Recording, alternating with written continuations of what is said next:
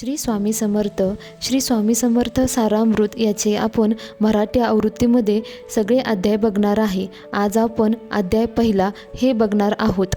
येतीवर्ये श्री स्वामीराज यांना वंदन करून ग्रंथरचयिते कै विष्णू बळवंत थोरात यांनी श्री स्वामीचरित्र सारामृत या नित्यपठना उपयोगी पोथीच्या लेखनाला प्रारंभ केला आहे.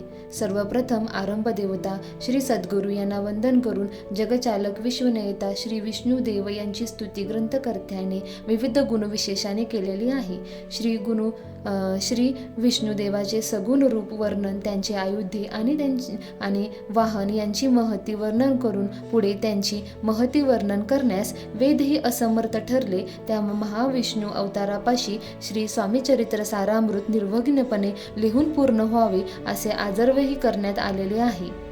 त्यानंतर ब्रह्मकुमारी शारदा गुरुवर्य मातापिता यांना ग्रंथकर्त्याने वंदन केले असून त्रिगुणात्मक त्रयमूर्ती अशा श्री दत्तात्रेयांचे स्मरण करताना कलियुगामध्ये क्षीण होत गेलेली धर्मवासना पुन्हा मूळ पदावर आणण्यासाठी अवतरलेल्या आत्रिपुत्री श्री दत्तात्रेयांची महती कथन करून ग्रंथकर्त्याने पुढे कवी व्यास, वाल्मिकी, कालिदास, वामन, श्रीधर आणि तुकारामादी संत कवी तसेच पंत कवींनीही आदरभावे वंदन केलेले आहे.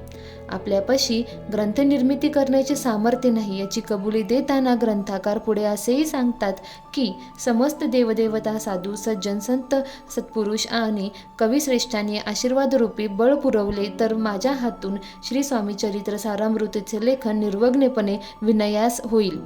आणि इथेच या पहिल्या अध्यायाची समाप्ती होते. श्री स्वामी समर्थ.